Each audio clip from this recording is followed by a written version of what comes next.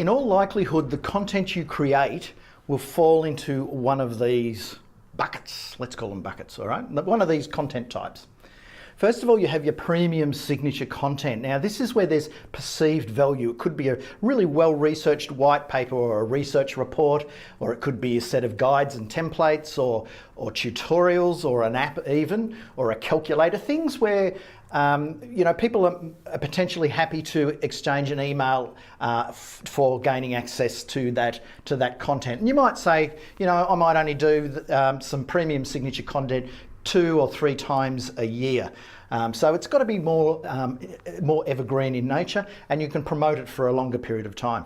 Second one is sub-branded content properties. Now, this is where you create a sub-brand, like it might be a magazine that comes out 4 times a year. It might be a weekly or a fortnightly YouTube show. It could be a weekly podcast, but it's got its own sort of name. And this is where people might actually, your audience might actually find your brand via one of these properties. So they might subscribe to your podcast, and the hosts might change, but the sub-brand keeps going. So it allows you to build an audience over time. Really important, this one, but takes a little bit of extra work. And finally, we have our day-to-day presence content. So I'm not going to say it's the quick and dirty stuff, because sometimes it might be a blog post that takes a little bit of time.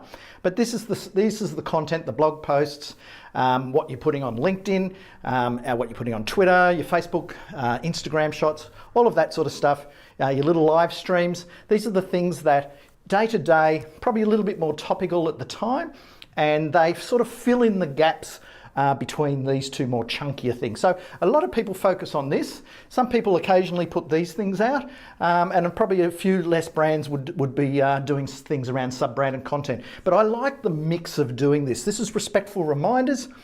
This is to build an audience per se, and this is to come out with something of value that you can exchange, if you like, for some people's email addresses.